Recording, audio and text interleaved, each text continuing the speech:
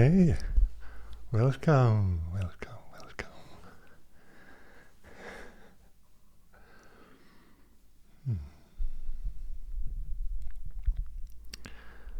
Okay.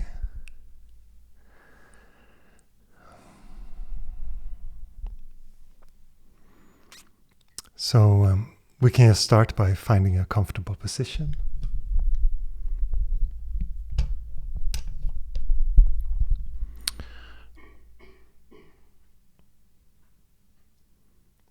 And just close your eyes.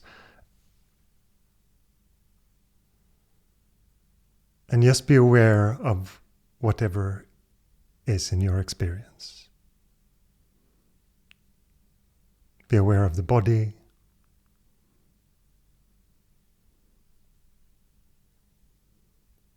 If thoughts are coming, emotional content.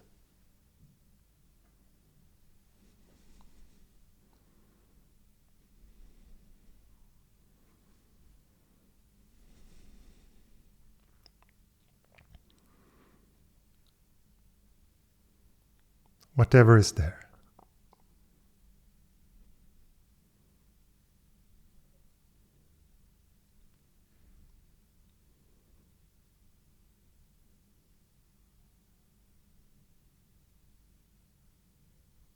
And perhaps you've been active right before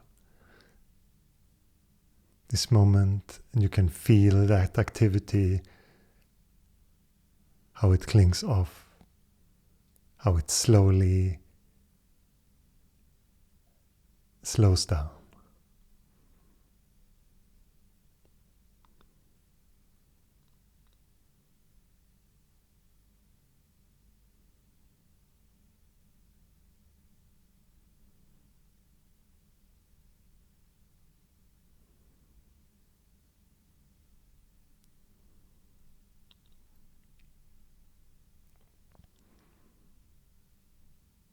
And even though there is the experience of a deep relaxation, there's also behind all that a keen alertness. You're completely aware.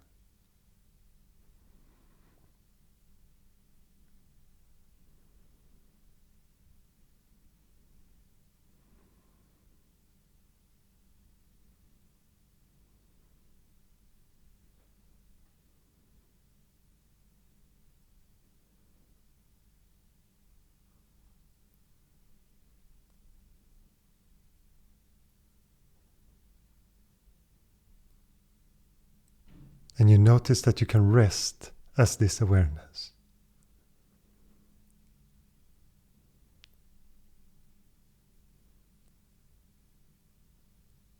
There can be this sense of witnessing,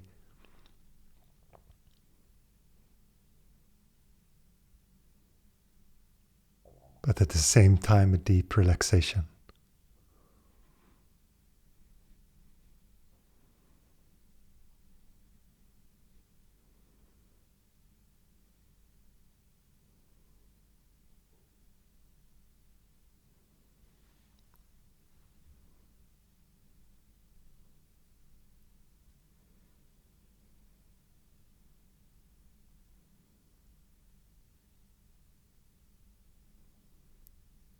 And you just allow the naturalness of this moment to unfold.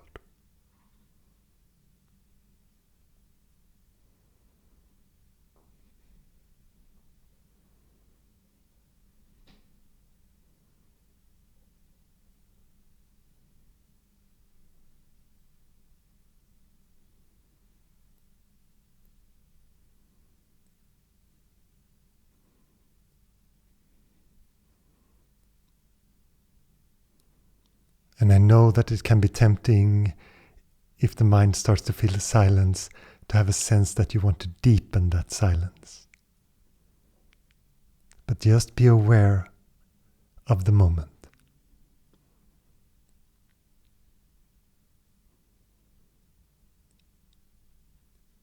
Acknowledge that thing that is trying. Just notice that it is happening.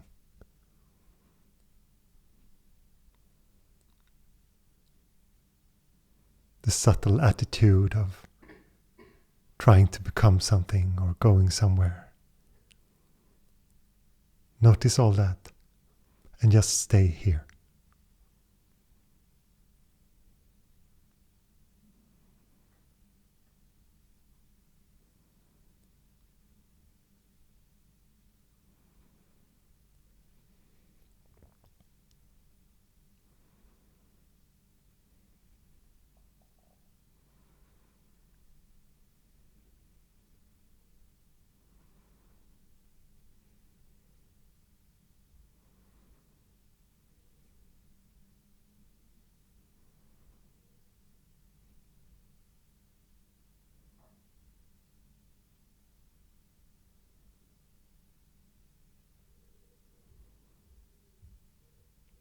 This moment is so precious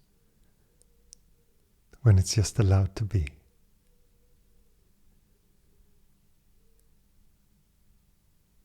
There can be an experience of resistance.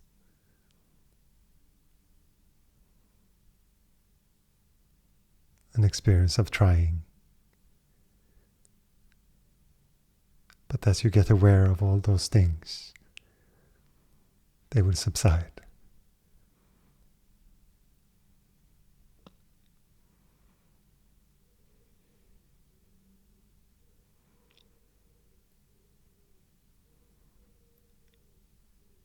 What happens in this moment when there is no more trying, no more effort?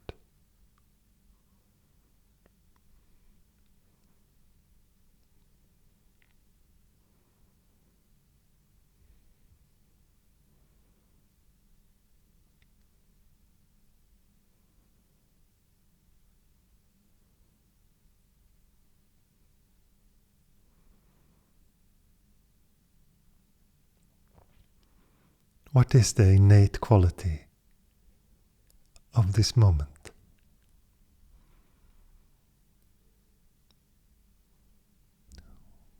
When you refrain from putting your agenda on it.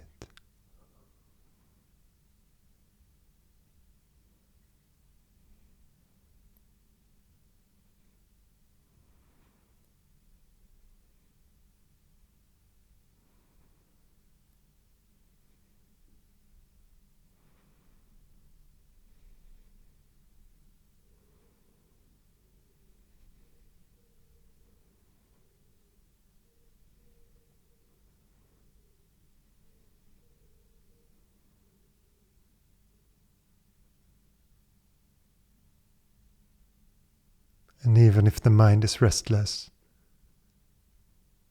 can you notice restlessness?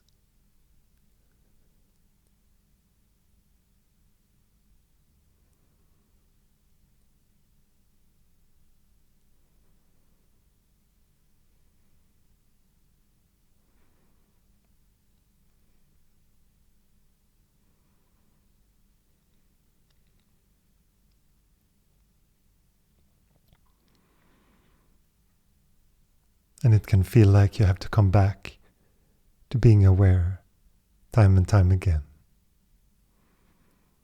You might lose yourself in thoughts.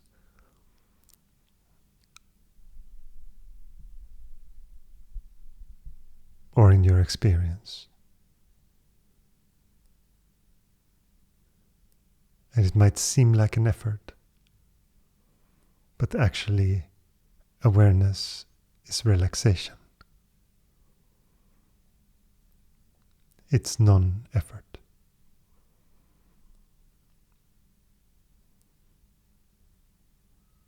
It's just the identification with the thoughts of wanting,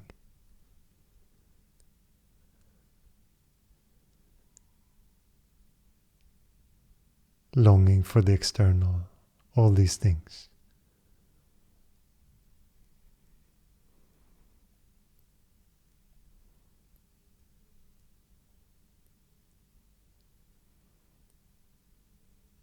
When that is not here, there is only the present moment.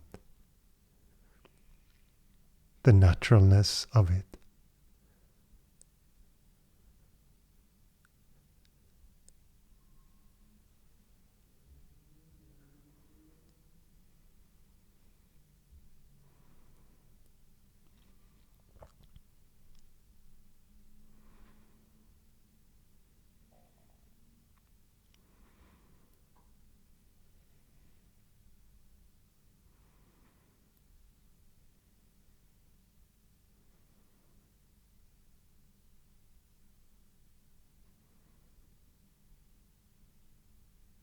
so spacious, so silent.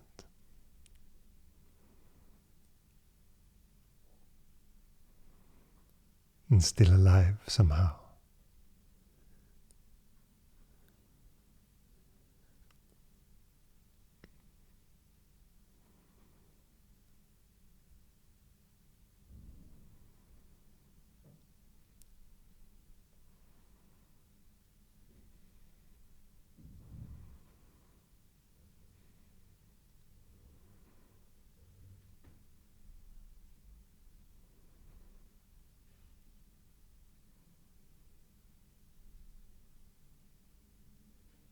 Just allowing every moment to be fresh, to be new and innocent.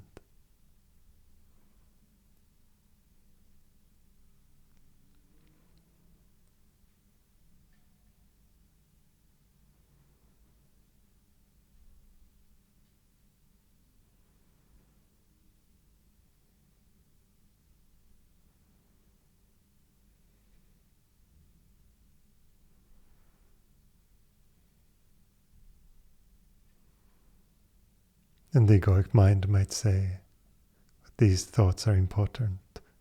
You have to come back to them. And you say, okay, I come back to them later. Right now, I'm here.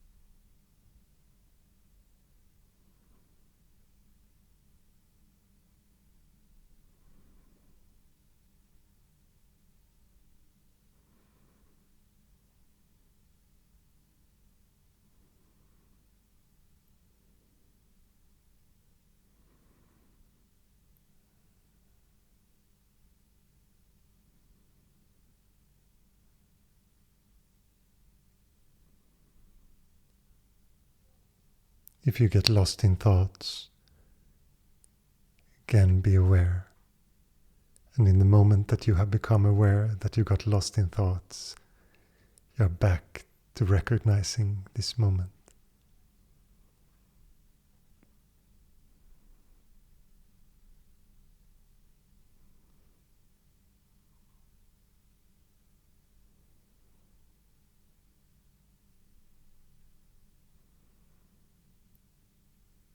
And in this watchfulness, you don't touch any thought.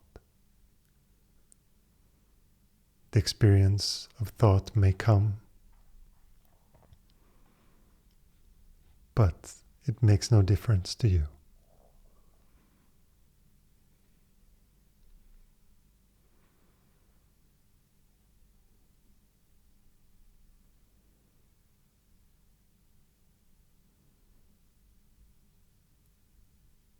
It's just another phenomena rising in your consciousness, staying for a while and going.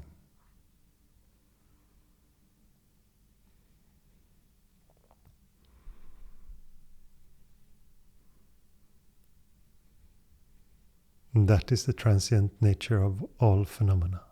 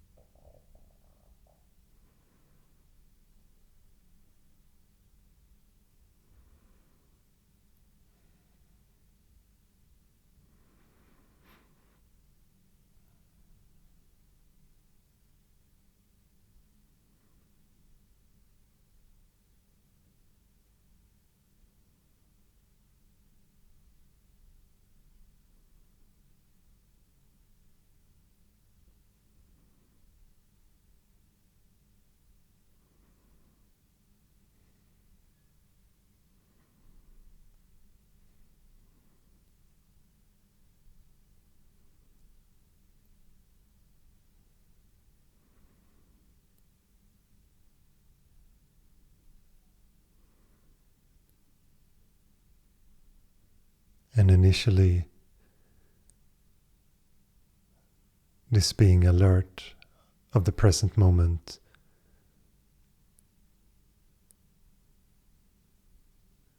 could seem to be hard work.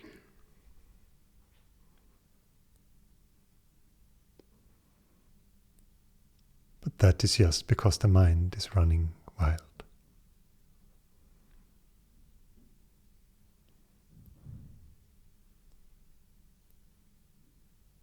If you come back to this alertness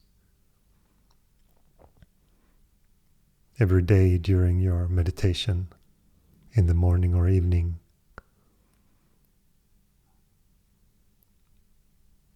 or just any time during the day, you're just aware of this moment.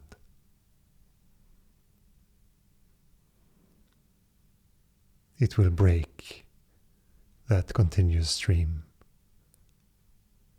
of ongoing thoughts.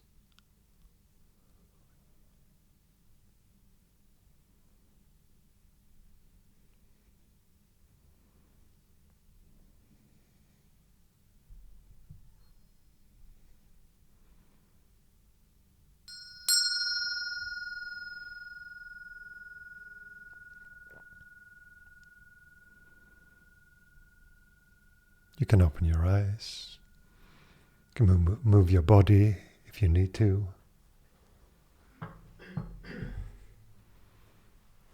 Stretch out your legs.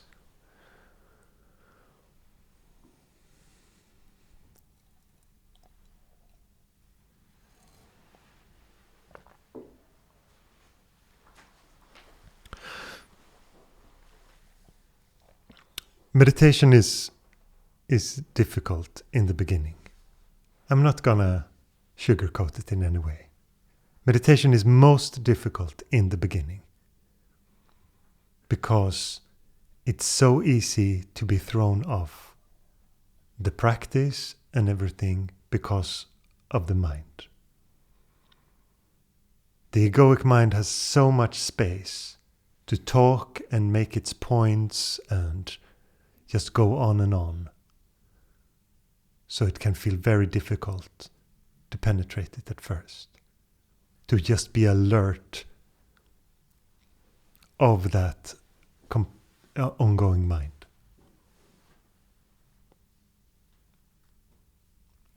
But the good news is that it gets easier and easier. Because the awareness of thought and the experience is a natural state. So if you come back to it, it will naturally emerge in your life. And for some people, very easily. And for some people, with a bit more struggle.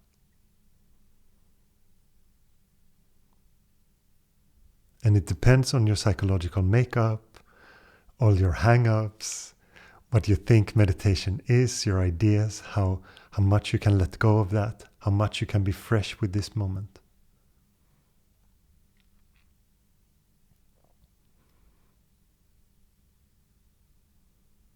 And you might say, I might not be a very good meditator.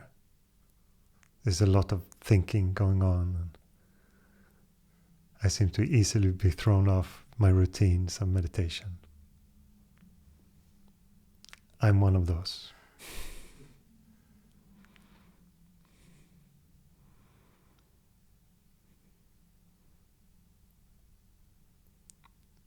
But I noticed what quality is the most important, and that is the sincerity. I didn't think that at all in the beginning when I started practicing. I thought that working hard was the most important thing, to be ambitious in your spiritual endeavors. To me it seems very funny now. But I would say sincerity is much more important. Just to have a high priority on meditation in your life. And it might also grow. In the beginning you might be interested because it will make you feel better, or you want to get rid of anxiety, or whatever your motives might be.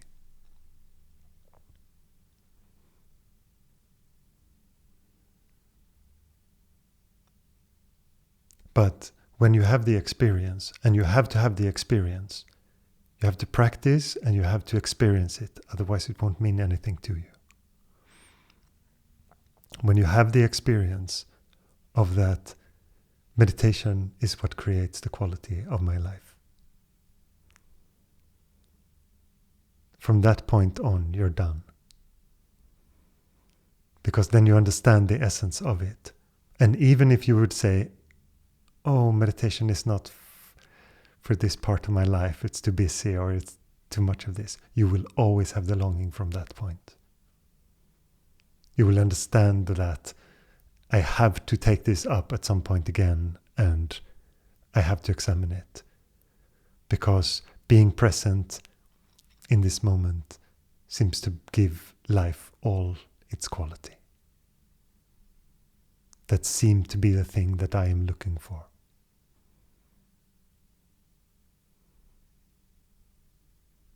We think that we want external things. You can really long for something, that some external event is going to come and fulfill you. But what you want from that is the relief of the desire of wanting that. And what meditation can show you is that it's already here. Don't stop following your dreams because you start to meditate. They're great. They're especially great if you fulfill them, because they will show you that they are nothing.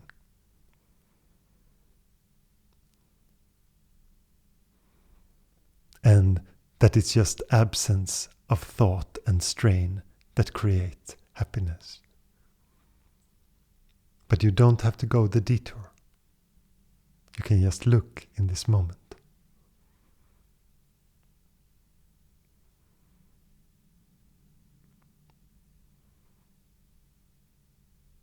And you don't really have to change anything. You don't have to change into a more meditative personality. You don't have to dress in a certain way. You don't have to change your name. You don't have to do any of those things. Most important is to stay with this moment as it is. To come back to what we refer to as awareness. Or sometimes we talk about pure awareness. And the reason why we use this expression pure awareness, because awareness could be misunderstood as including phenomena.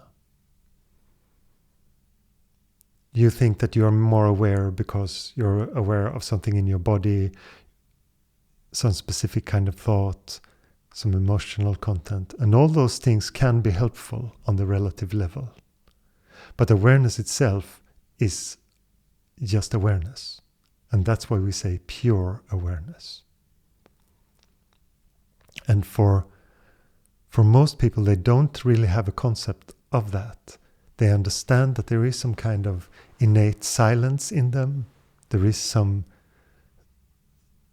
feeling of beingness, but it's often very much associated with your meditation practice, or a certain state, or a certain set of circumstances.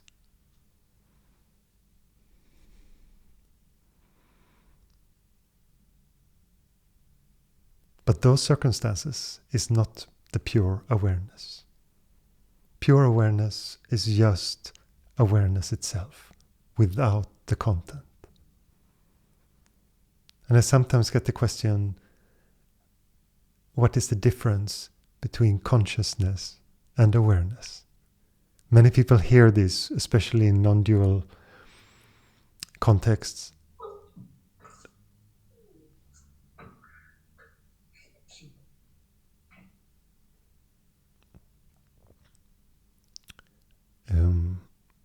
We hear these two words, and the difference between them is just that awareness is just the knowing. Consciousness is the whole thing, also the content.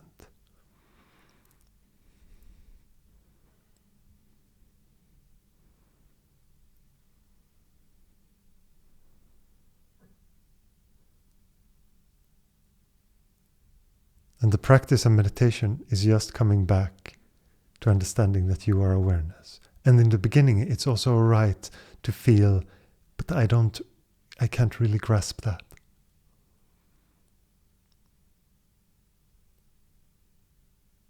How can I understand that I am just beingness, that I am just this awareness? There is an experience of body, thoughts, ideas, personality, all this. What says that I'm not that? And if we're going to be really direct, you could say, but you are also that. But there is no difference between anything in your experience.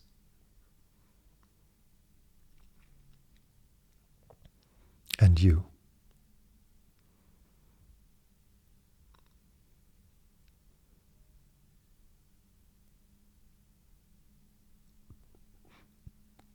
Because the experience of the body is only there sometimes. In deep sleep, no body. Still, there is a sense of I. You don't say every night when you wake up, I was gone and now I'm back. You say, I had a good night's sleep. Because that deep sense of awareness is still there, even though there is no experience of the body, and there is no experience of time. And I know that all these things can sound very philosophical, but that is not the point here. This is very practical.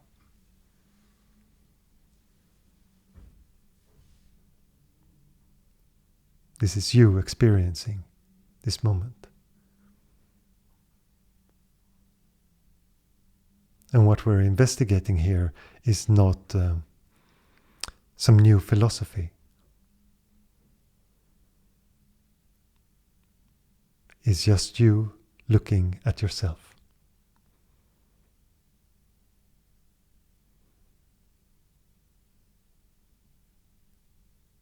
And you might say things or think that you agree with me or disagree with me. That is fine.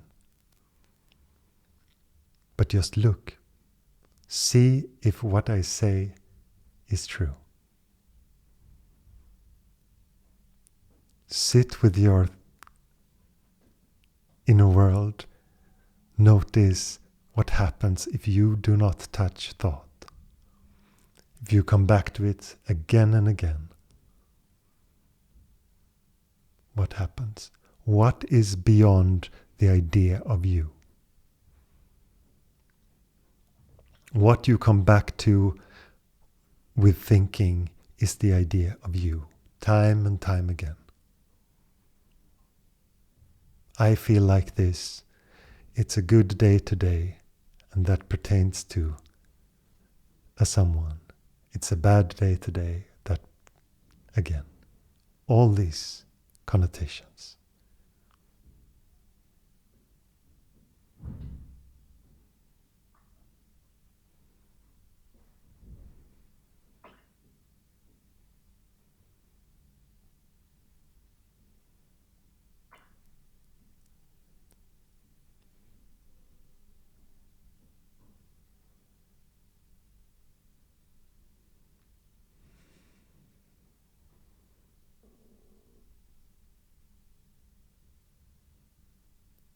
It's not a complicated thing.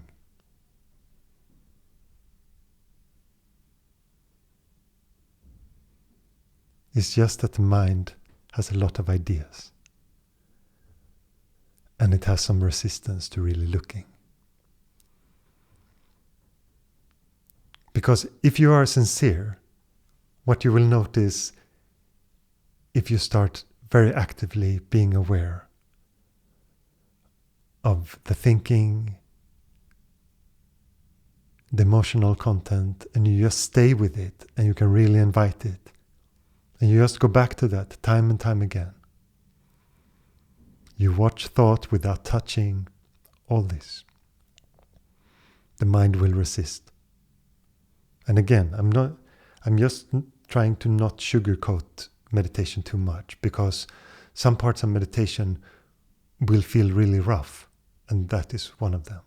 The mind can really resist silence, and it can resist awareness because it's so used to getting all the attention, all the energy from you.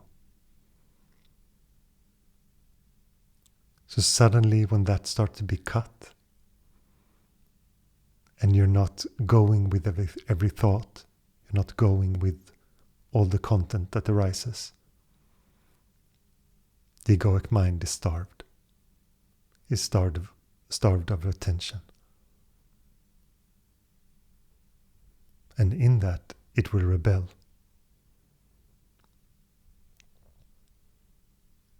And if you stay, it is nothing.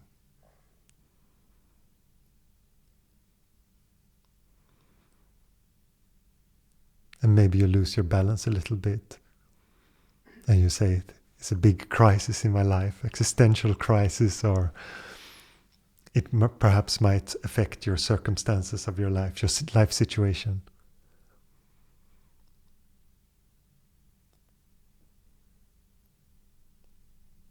And it can seem really big. But when you come back, you notice that it's just another thing.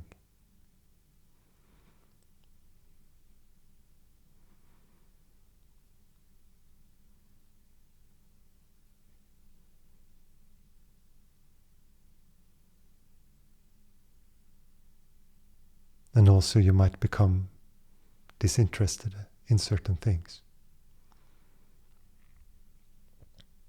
Things that were very important to you are suddenly gone. And from the perspective of meditation, this is just spaciousness in practice.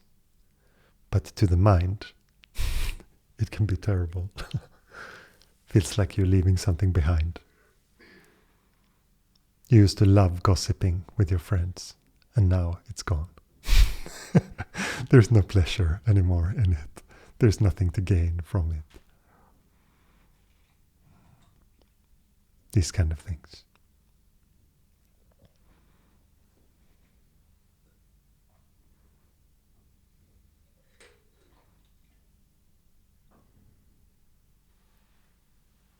And the beauty of meditation is that it's highly accessible.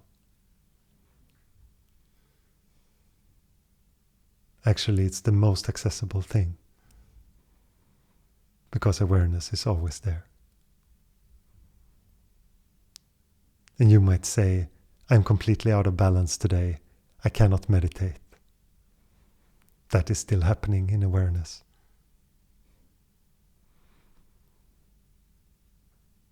In that moment, you can still question, to whom is that happening? And you can come back to the source again. It might seem impossible at first, but it's always possible.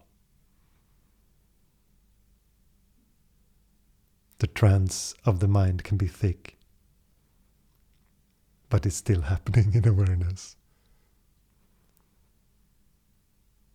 It never robs you of who you are, even though you might think it does.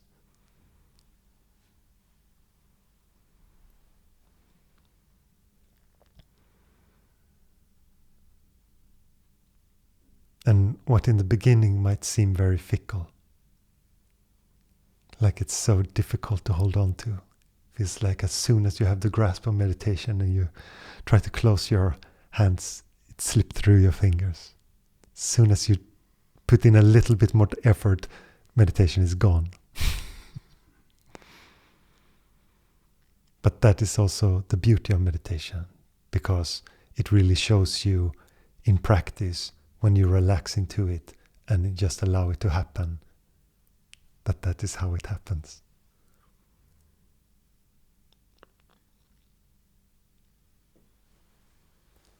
And that your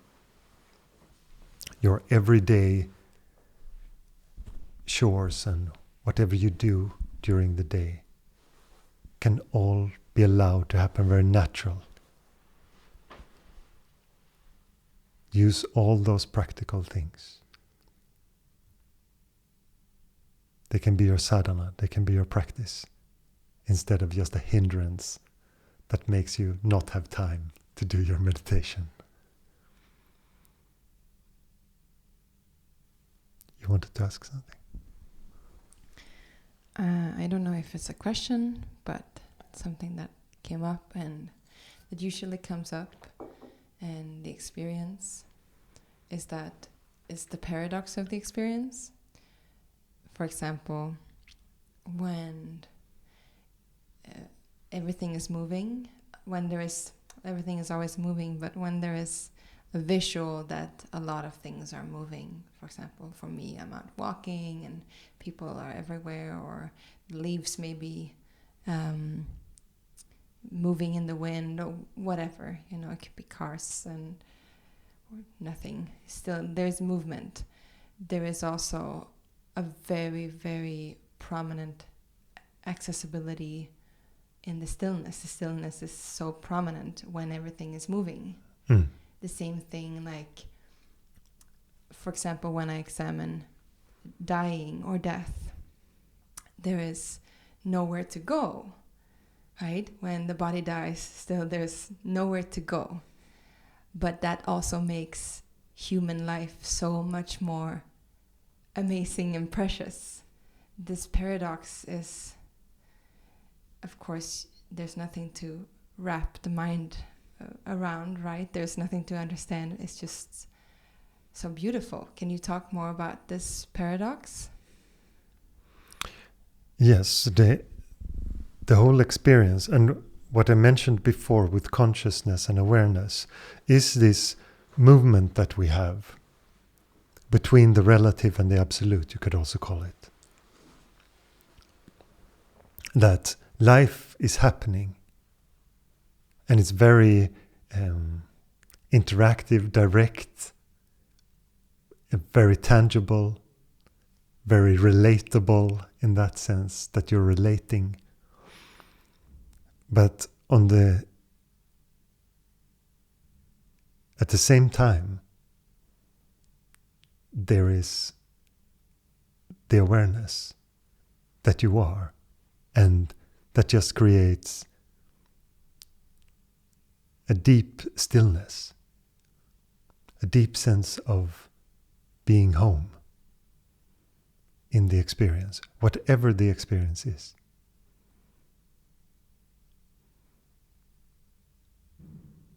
Because if you relate only externally, then when the natural movement of the world is that things are changing.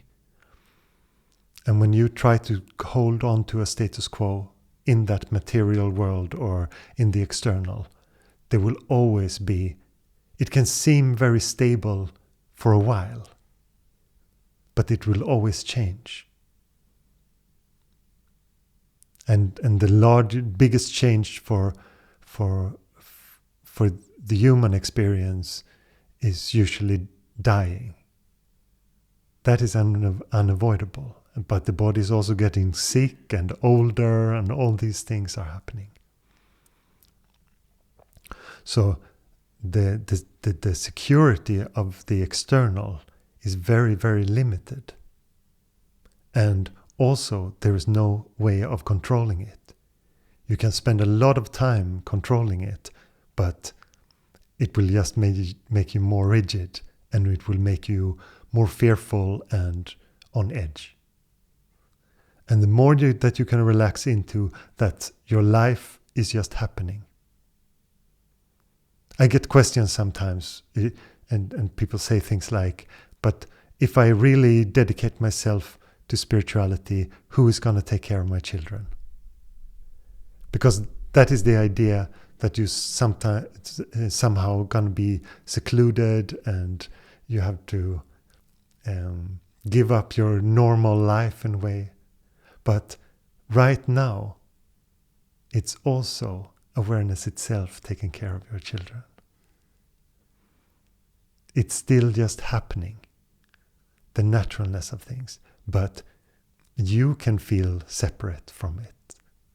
And you can have ideas of, I could have been a better parent if I did this or I did that.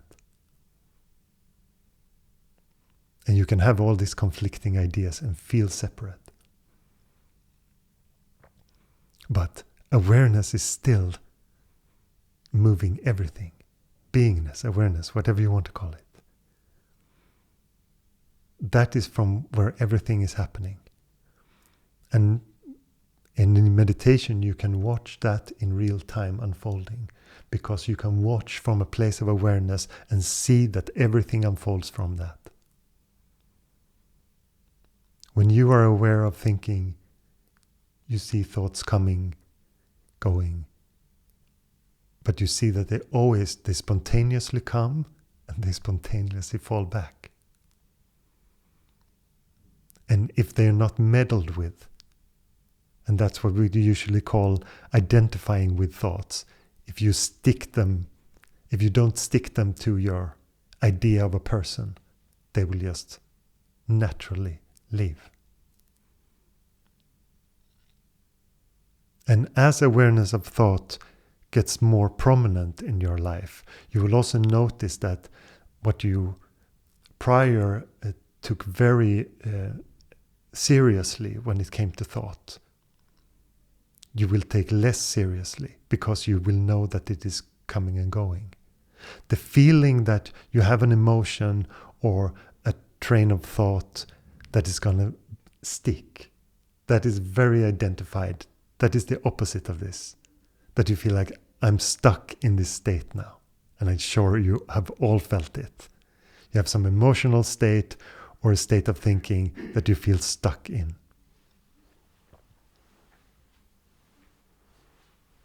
But it can never stick for long. And especially if you are come back time and time again to be aware of it. And it's not an idea of movement. It's watch. See this moment. See what it is. See your thoughts right now.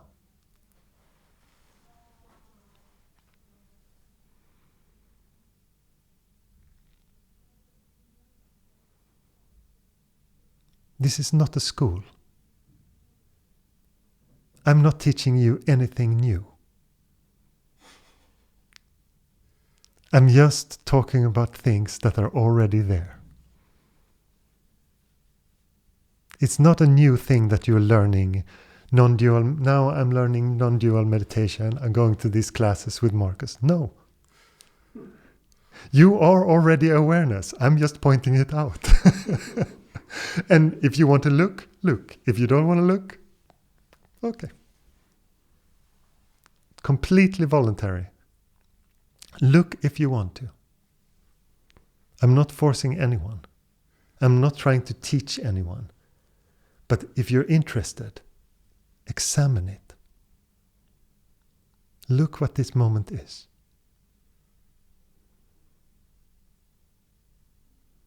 And if you don't understand what that means, just spend some time in silence with yourself.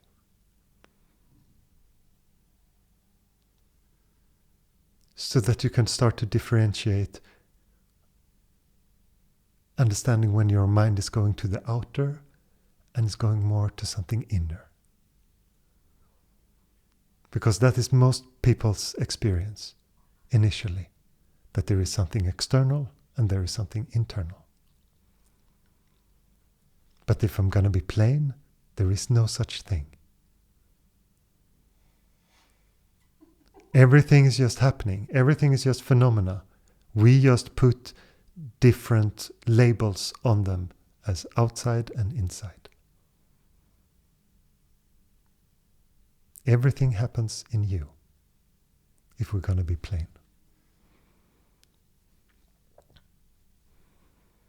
There is no external world. But for many people there's a very strong idea of what the external world is and what it can do for the idea of the person. This is why the meditation is called non-dual, because the idea is usually dual.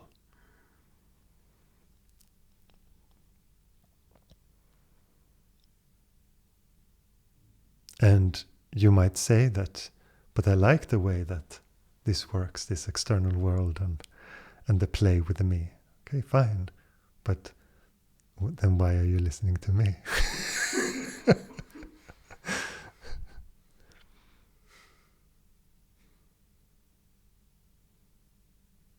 And it's interesting because most people that are interested in this, they have to go through something.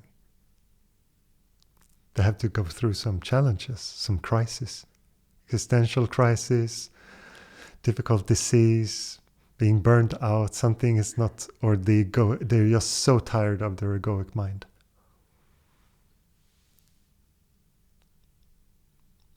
Because if everything is fine, why meddle with it, is the feeling that most people have. But when your strategies are no longer working, then you have to look. And you might say, yes, but there's terrible things that made me come to this point. But those terrible things can also be the beauty of it. That it's just life grinding you, pushing you towards knowing yourself, towards investigating.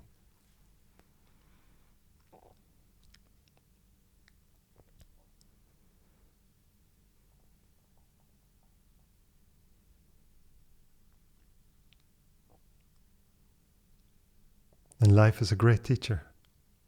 It always provides what we need to hear. And Ramana put it beautifully. If a physical teacher is needed, a physical teacher will appear. He didn't say, look for a teacher. He didn't say, do this or do that. It will happen.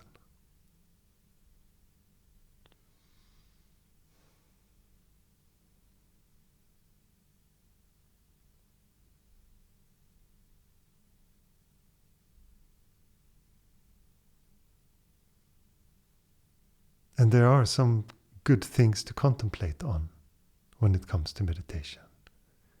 If you have not asked yourself these questions, they are good questions to ask. What is happiness? Where does happiness come from? What is contentment? What are my ideas of the state of happiness? Many people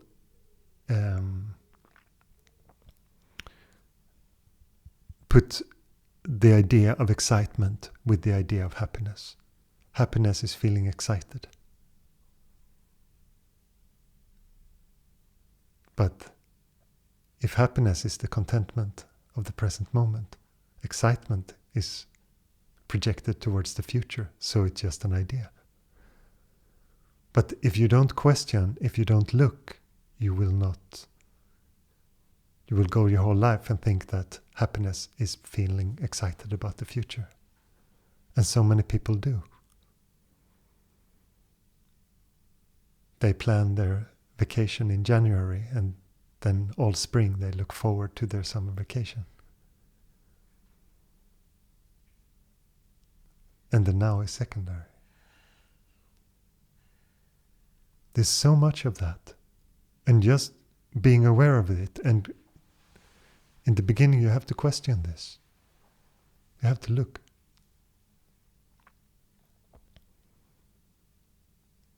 And another good question is, what is freedom?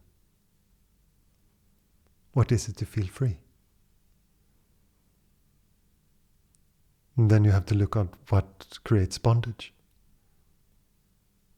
And if you look, you will notice that it's always fear. And that all fear comes from the same fear. The the fear of the death of the ego.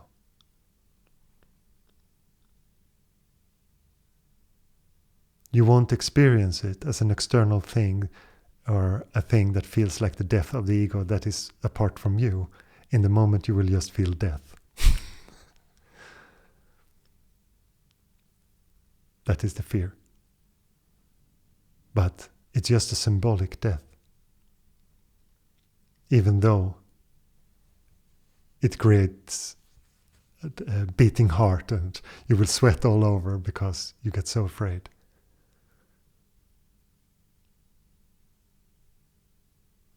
But the idea of dying is just a symbolic death. That's just the death of the ego.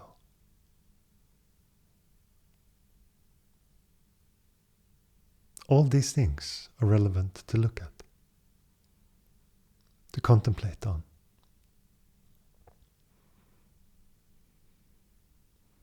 Because what is your life?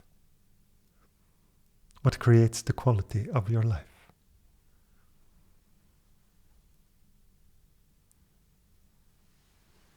And you will notice things like honesty with yourself will be a big factor in this. Because you have to be so honest.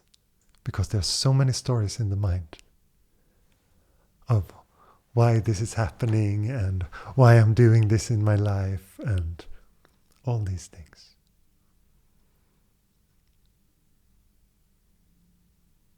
And the stories can sound really nice, but sometimes they're a complete lie.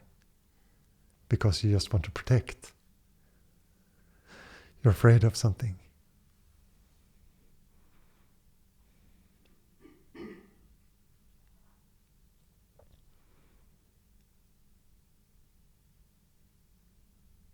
And I understand that this exposure to your own truth can be scary. But what other way is there?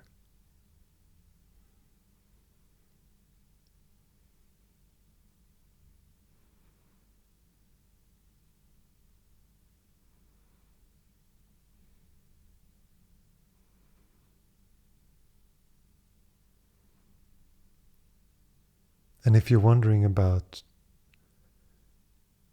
what progression in meditation looks like, it's just that there will be more peace.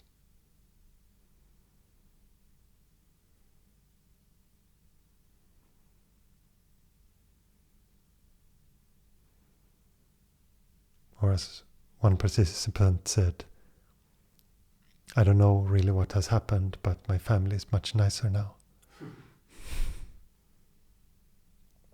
These kind of things.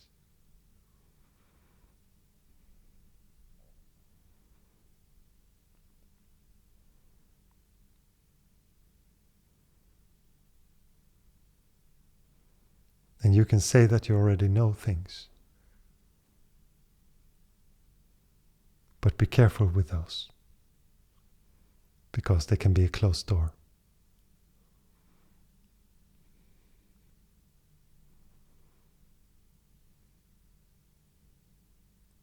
Better to examine.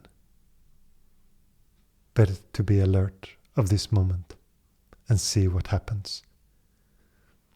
Instead of just drawing conclusions that sound good and that you heard from someone.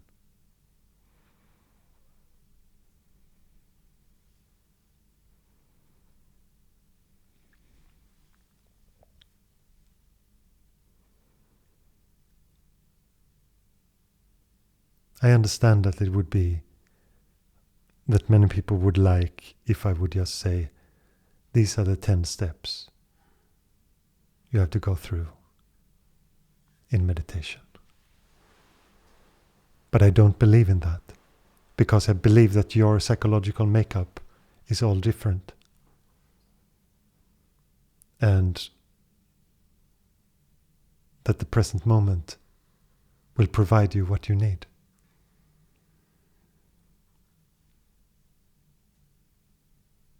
And if you're sincere and you come back to being aware,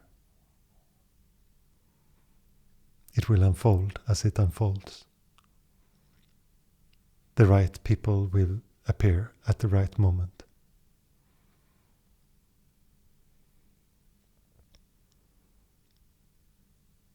You don't have to do any spiritual acrobatics. You don't have to force yourself in any way. Just look.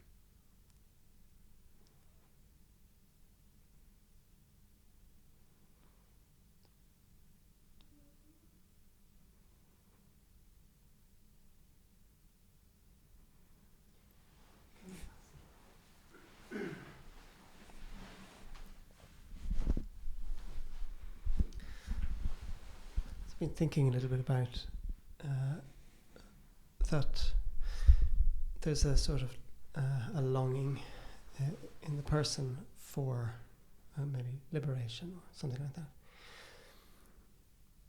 But I guess I'm trying to sort of understand what this really means, because in the relative, then we are longing for liberations of freedom from suffering. But is that is longing? Can that achieve freedom? If you understand what I mean. Is the person longing? Yeah. But can the person be free from No.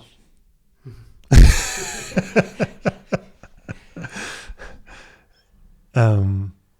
But the longing, I just want to be very clear here, because the longing itself for freedom is very natural, because you feel that there is a duality. You feel separate, and you feel that separateness is causing suffering. And in itself, that is a beautiful longing in that way.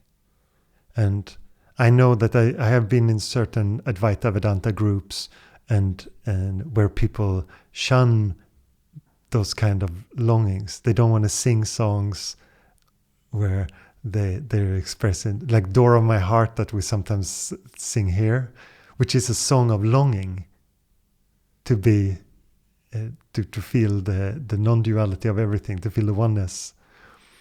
That longing, I have no problem with that, because I think that longing is beautiful, and you should recognize that. And for the person, that is one part of it, it's not true, because it's not the person that becomes liberated. You become liberated from the person. So there's no achievement.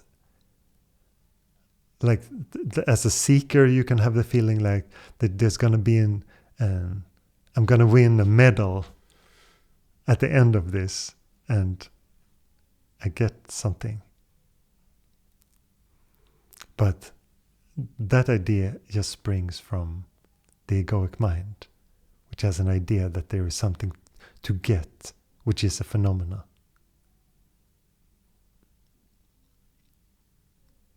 But there's nothing to get, because you are not the phenomena. You are awareness. So you're already what you're looking for. And this is the beautiful paradox of meditation. And it will make you at some point scream, but what can I do then?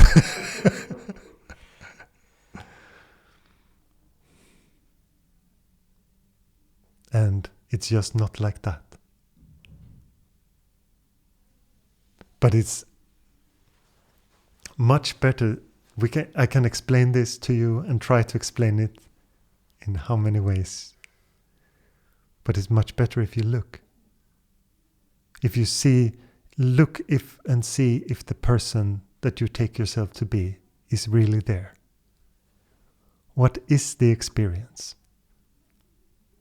What is that a solid thing?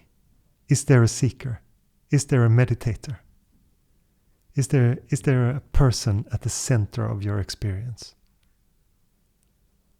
And what happens with that person in deep sleep? What happens in that person in those moments that you have forgotten that you are that person, and it comes back to you. Those things tell. They are tells that show that, okay, this world of phenomena is not as solid as the idea I have about it.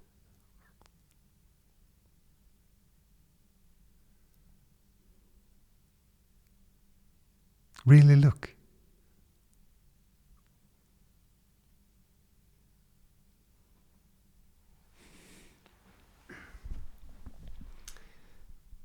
So, but I guess the person remains. If we think of the person as just an idea in awareness, this, I guess, an idea will return. But does it just become less solid or important?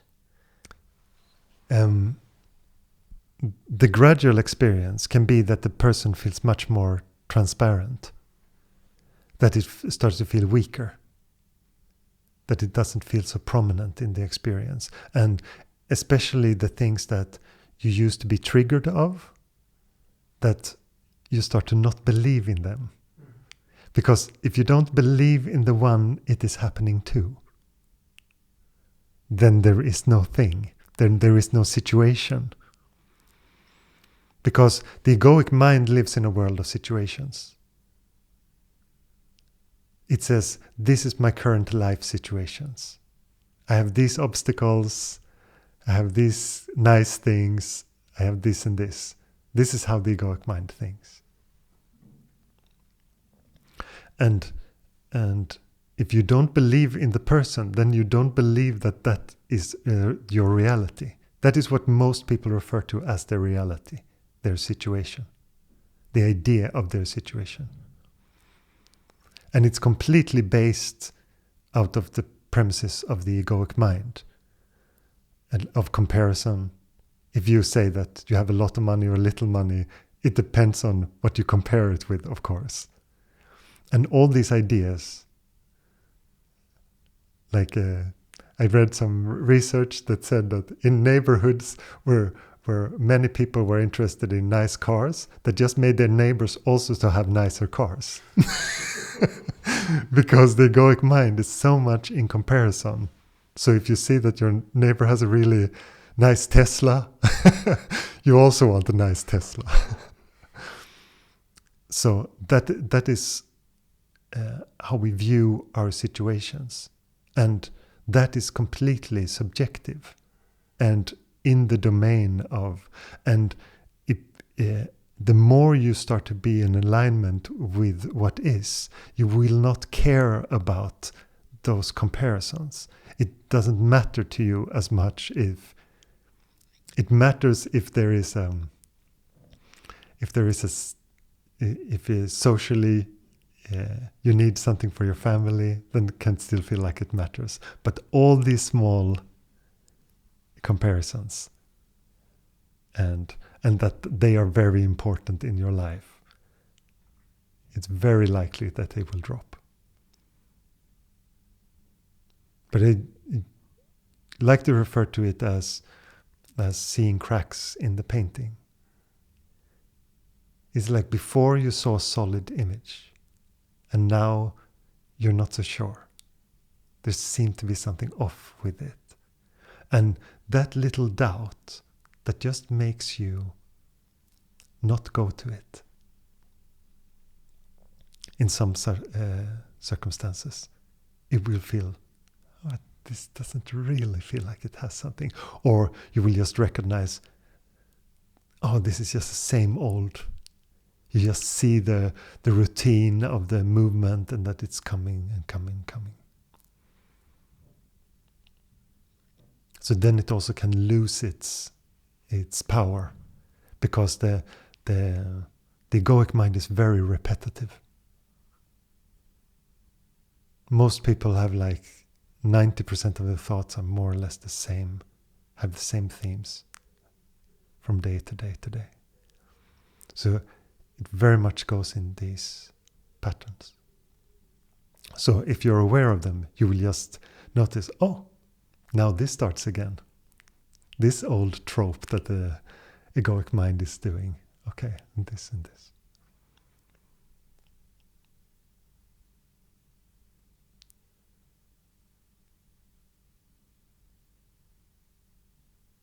Did I answer your question? Yes, good. Okay, we have one question from Ulf, I think. Hello. Hello. Hey, nice to meet you. Yes. Here. Yeah, one thing I've been thinking about a lot, it's about awareness and pure awareness and the silent observer, all these names for, yeah, who we supposedly are. Yes. It scared me a bit because I mean it struck me as like, okay, so what about our personalities, and we all have a different expression in the world. Mm. And the most enlightened people who might rest in awareness all the time. Maybe someone is feisty and fiery, and someone is more quiet. So, you know what I mean? Because I don't want to be a quiet observer. I want to be, you know, you know what I mean? Yes, I understand. Yeah. But if you look at some of my favorite teachers, they're very different in disposition. And for example, Nisargadatta is the most famous example because he was quite angry in the way that he was teaching, and he threw oranges at people that he thought asked too basic questions, threw people out and things like this from his.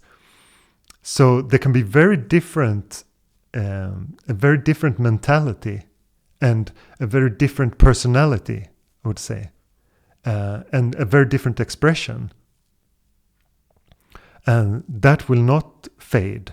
Actually, I would say that the more presence there is, the more that will shine through, because many people censor their natural behavior. They try to be more pleasing and be more fitting in.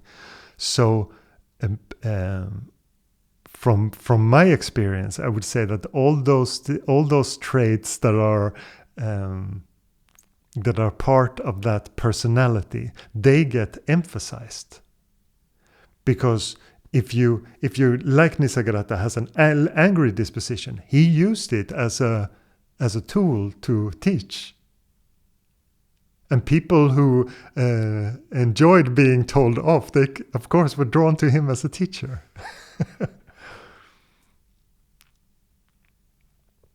and other teachers.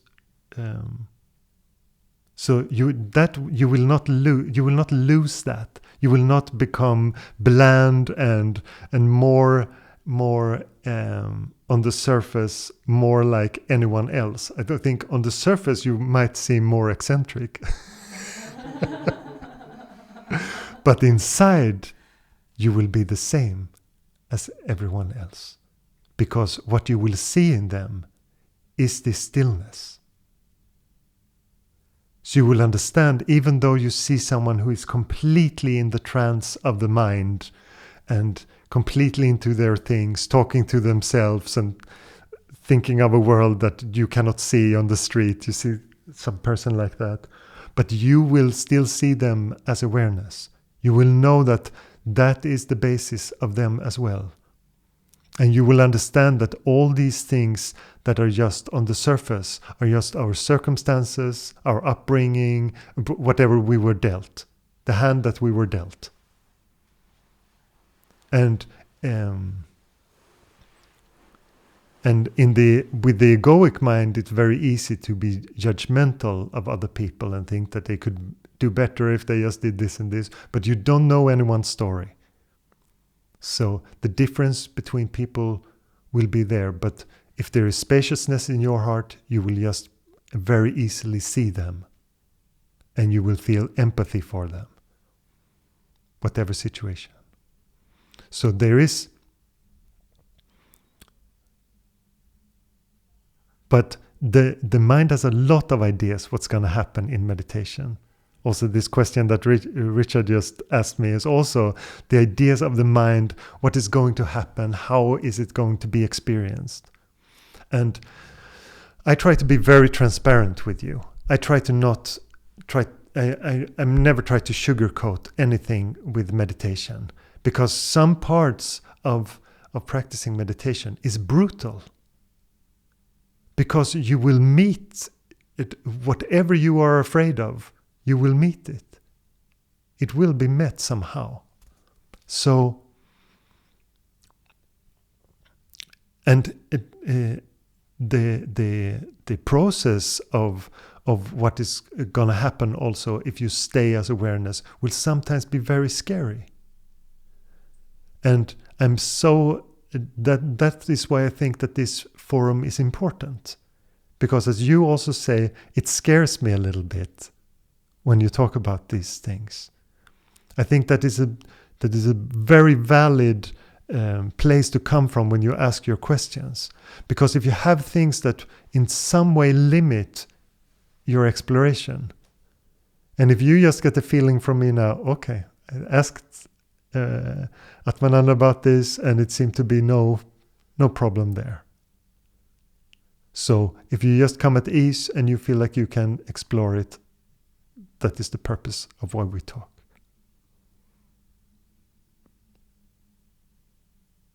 Did I answer your question?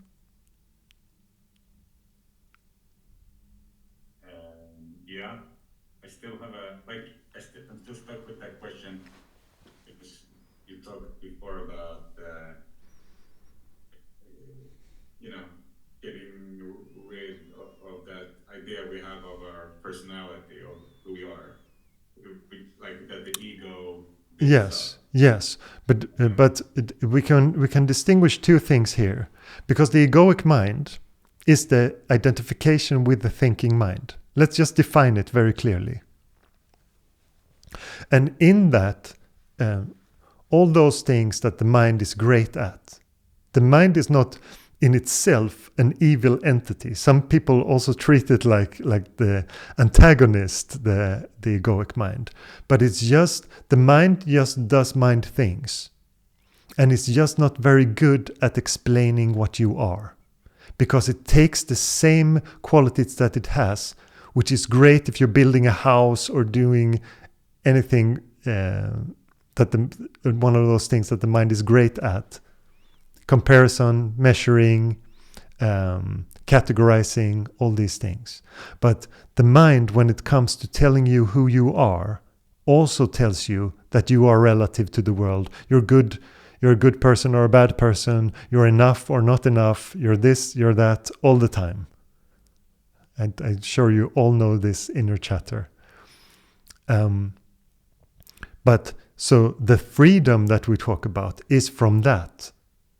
Not that you're going to lose your personality. It might change your disposition somehow. You might have if you're very anxious and keeping to yourself, you might be more outgoing in some ways. And for some people, it is the opposite. They try to please everyone, so they stop being that and start to be more self-confident. And that also comes with because the mind with all the measuring also creates very much enough and not enough. But the Buddhists call it dukkha, this suffering of not having enough, which is the expression of the dual. That is what duality creates, a feeling that there's always something that is wrong, there is something more, that I don't have enough of something. But it's a little like my last question. So yes. Take up all the time, but because it seems like sometimes it's right. That's what. That's what's a little bit hard about the ego. Like it tells you things sometimes that are accurate about yourself. Right? Yes, in a sense, it can say things that are close to to what you experience. And when you compare the two, you think that, yeah.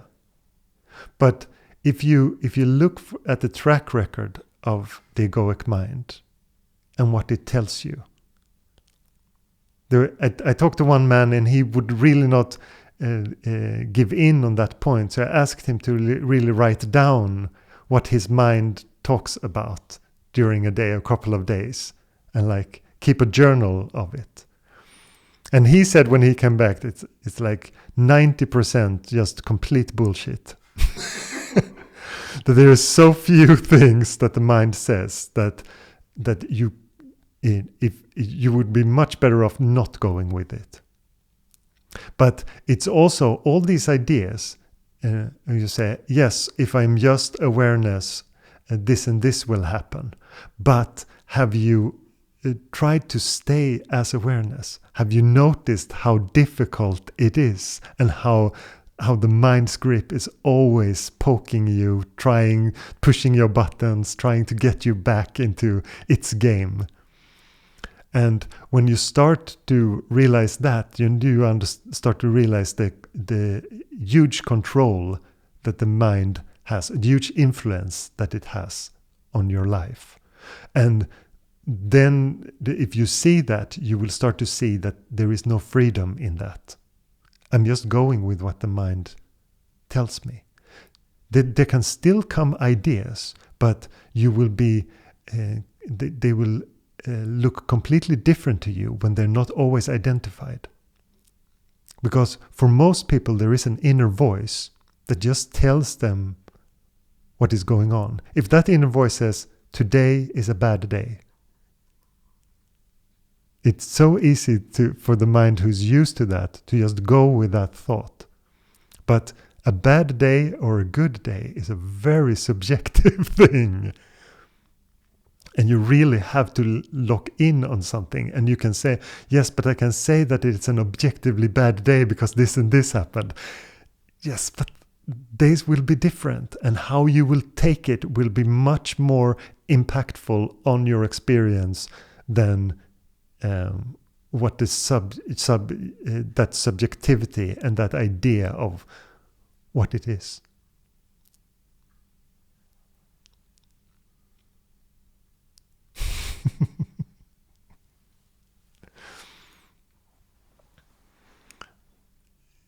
I can also say that it is not as you think.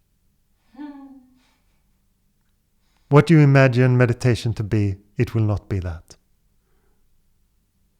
You can have beautiful images, you can have terrible images of it. It will not be that. The things that you will think will be my largest obstacles in meditation maybe turns out to be absolutely nothing. And something else that you have never considered will be the biggest challenge. You have no idea. And this softness with it is great. To just be a little bit humble with it. That I'm exploring this because I don't know.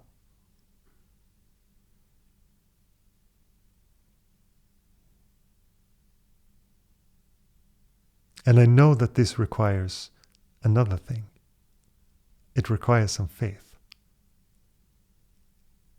And especially in Sweden and in many places in the Western world, people are not so happy about that.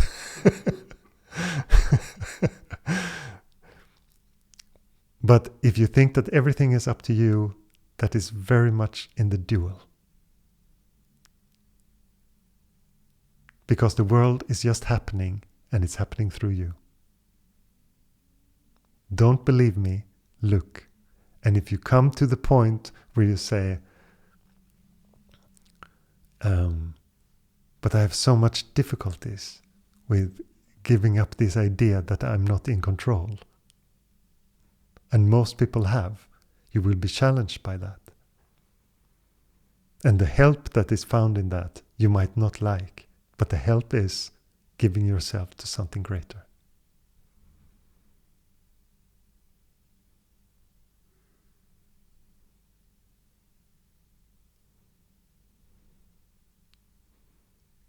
Okay.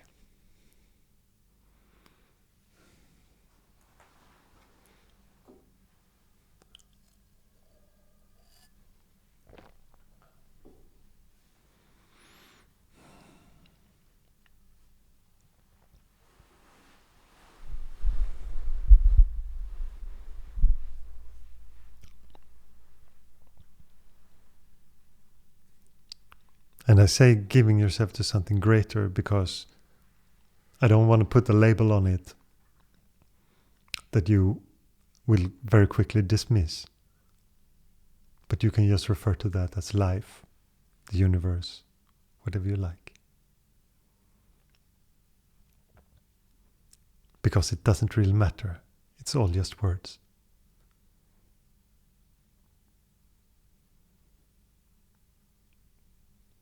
But that seemed to be a part of the naturalness of this experience.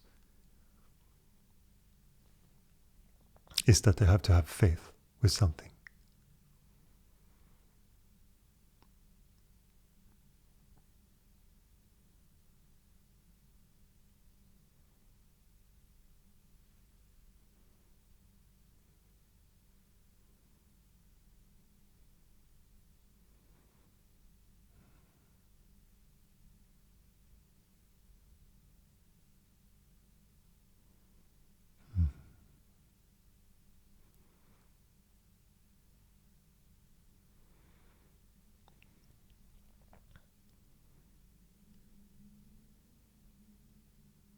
And I think that these things are some of the most difficult to explain in meditation. Also when I get questions, for example, about my guru and my relationship to my guru.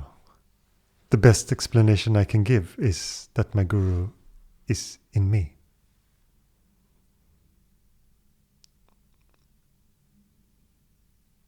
That Swami is the same.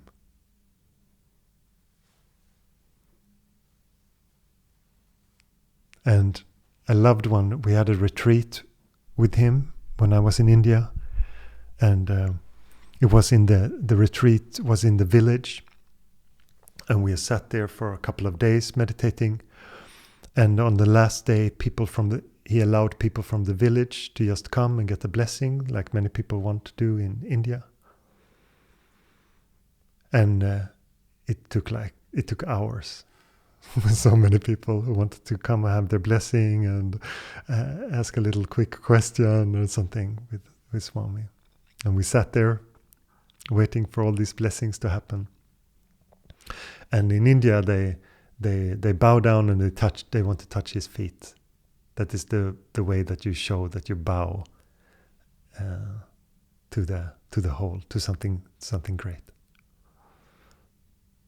And when it came to the end of the line, everyone went, and it was just the sadhaks, the participants of this retreat. And the last thing that Swami does is that he is bowing and touching his own feet. And I thought that was very beautiful, because he bows to the same thing that they bow to. And it shows this non-dual aspect.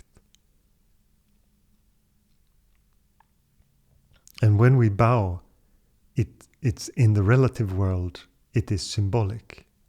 I have a little altar behind me, and I can be here and I can bow, because sometimes I just feel so much gratitude for this, so much beauty.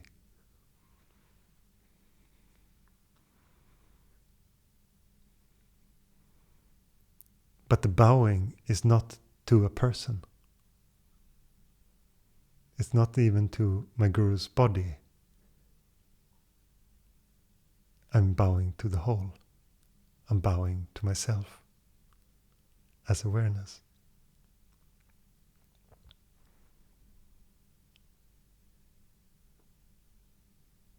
And many years ago, I could never believe that I would talk like this. It seemed so improbable to me, because I didn't understand the purpose of faith. Now I understand that it's just a thing that is. And that can be difficult when you practice meditation, but it's also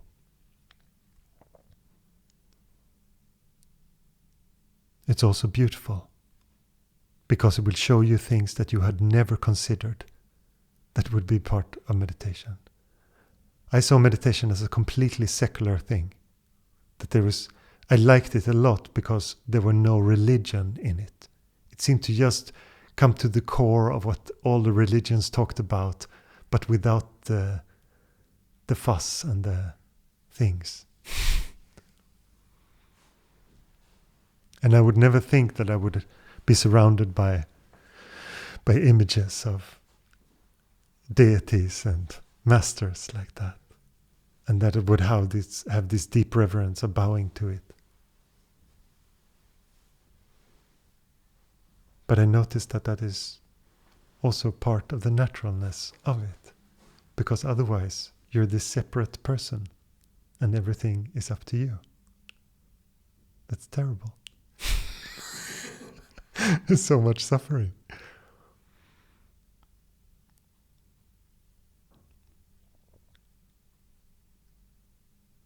And I know that this could be interpreted as, yes, but then there's no point in what I'm doing in my life or blah, blah, blah. No. Always do your best.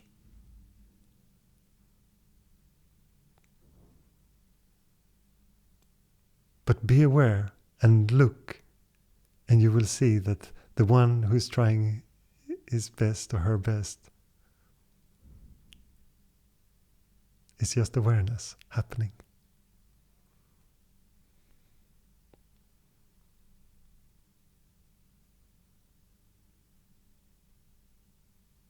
But you don't have to jump ahead. You don't have to find out in advance what is going to happen. That's just a play in time that the mind does. Just do your practice and see what happens. And when you find obstacles and you find challenges, you just come and ask. And we talk about it. Let's see what happens.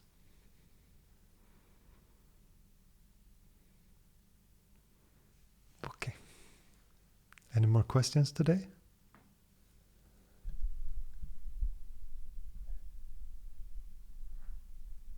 Everyone is good? Okay.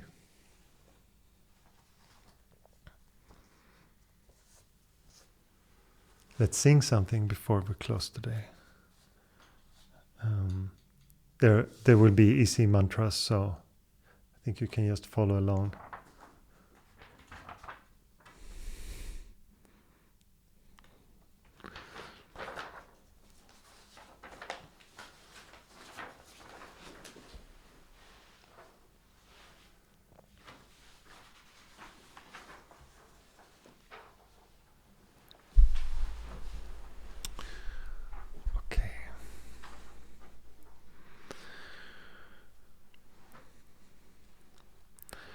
Nataraja, Nataraja, Jai Jiva Shankara Nataraja. Nataraja, Nataraja, Jai Shiva Shankara Nataraja. Shiva Om, Shiva Om, Shiva Om, Shiva Om, Shiva Om, Shiva Om. Nataraja, Nataraja, Jai Shiva Shankara Nataraja. Nataraja, Nataraja, Jai Shiva Shankara Nataraja. Shiva Om, Shiva Om, Shiva Om, Shiva Om, Shiva Om, Shiva Om.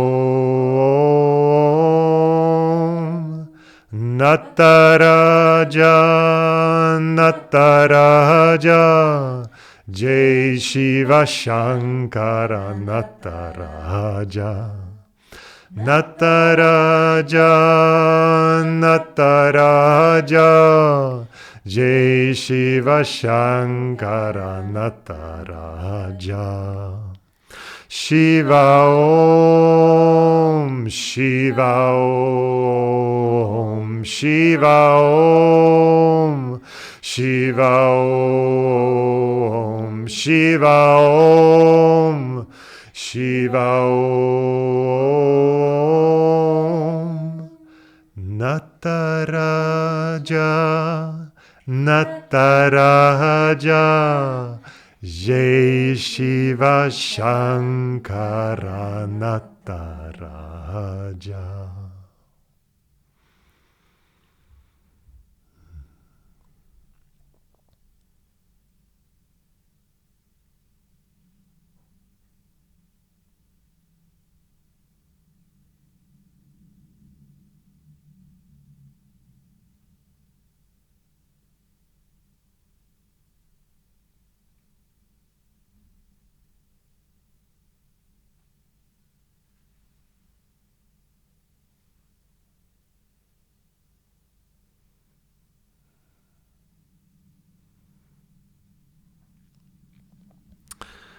Thank you, thank you, thank you.